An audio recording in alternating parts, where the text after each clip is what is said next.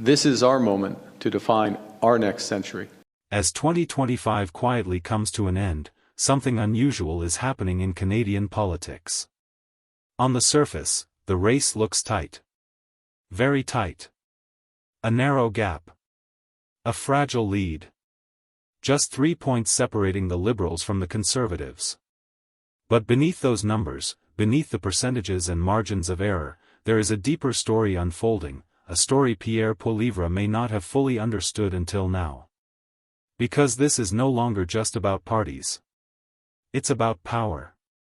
According to a new Ipsos poll, 40% of Canadians say they would vote Liberal if an election were held today. The Conservatives trail closely behind at 37%. On paper, that looks like a neck-and-neck race. The kind of numbers that suggest momentum could swing at any moment. And yet, when Canadians were asked not about parties, but about leadership, a very different picture emerged. Prime Minister Mark Carney holds an approval rating of 55%, a staggering 15 points higher than support for his own party. That gap matters. In fact, it changes everything. Because in an era defined by personality politics, where voters don't just choose platforms but leaders, that kind of personal approval is not a side detail. It is the battlefield itself. And right now, Mark Carney dominates it. Ipsos CEO Darrell Bricker put it plainly. Carney has had a significant effect on public opinion personally, but that effect hasn't fully transferred to the Liberal brand. The support is attached to him, not the logo, not the legacy, but the man. And that is exactly where Pierre Poilievre miscalculated. For years, Poilievre has built his political strategy around attacking Liberal fatigue. 10 years of Liberal government. Rising costs. Frustration. Anger. The assumption was simple: if Canadians want change badly enough, leadership would be secondary. That the desire to replace the Liberals would overwhelm everything else. But the poll suggests that assumption no longer holds. Because while dissatisfaction with the direction of the country still exists, particularly among Conservative voters, Mark Carney has managed to separate himself from that anger. Canadians may be frustrated with the system, but a majority still trust the man at the top of it. And that is a dangerous position for the opposition. The numbers reveal just how polarized this moment has become. 91% of Liberal voters approve of Carney. But so do 58% of New Democratic Party supporters. Even among voters who do not identify as Liberal, Carney's approval remains resilient. Meanwhile, only 27% of Conservative voters say they approve of him, a sign not of weakness, but of hardened division. This isn't apathy. It's alignment. What's more telling is who wants another election. 71% of Conservatives are eager to return to the polls. But they are not alone.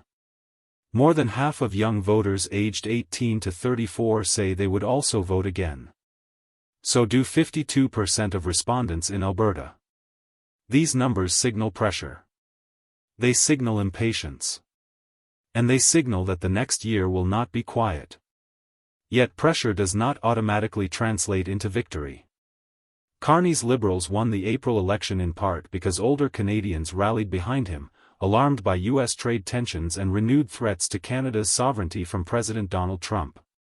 That moment solidified Carney's image as a steady hand, an experienced figure capable of standing up to external shocks. That image has not faded. What has changed is the challenge ahead. Younger voters remain focused on affordability. Housing costs. Daily expenses. Economic opportunity. Carney's government is now under increasing pressure to deliver tangible results: infrastructure projects, diversified trade, stronger defense commitments, and long-promised economic reforms. Bricker warned that if visible progress does not begin soon, the personal advantage Carney enjoys could face limits. Promises, particularly in energy and infrastructure, will need to become construction. Agreements will need to become jobs. Especially in provinces like Alberta, where skepticism runs deep. But here's the part Poilievre may have overlooked. Even as those challenges mount, he has not managed to close the gap. Despite narrowly missing victory in the last election, despite months of aggressive messaging, despite internal liberal vulnerabilities, Poilievre's conservatives remain stalled. The gap between the two parties is almost identical to what it was before. And worse for Poilievre, his own leadership is now under scrutiny. A leadership review looms in January. 2 conservative MPs have crossed the floor to the Liberals. Another has announced plans to resign. Caucus discipline is fraying. Momentum is uncertain. And while some voters drifting to the NDP and Bloc Québécois have come from the Liberal side, that fragmentation hurts the Liberals more than the Conservatives, but it doesn't help Poilievre win. Because for many Conservative supporters, the motivation is not Pierre Poilievre himself. It's change. Change for its own sake.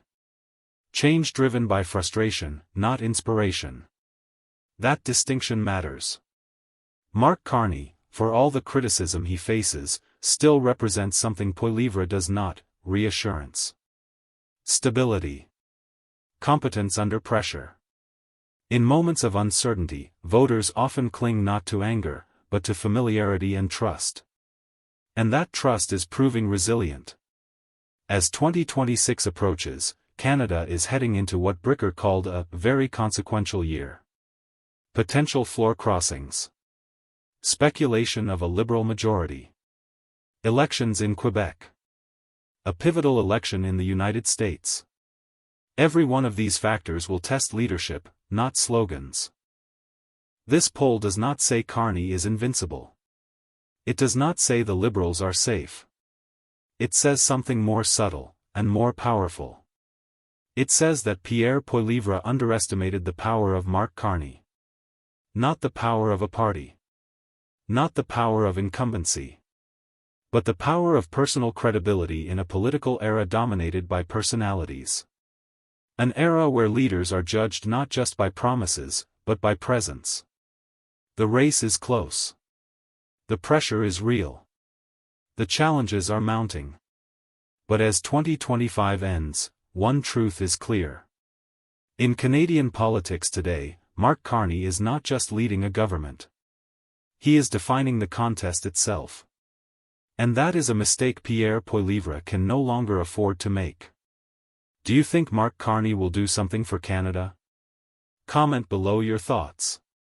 Don't forget to subscribe for daily updates on Canadian politics, economy, and international relations.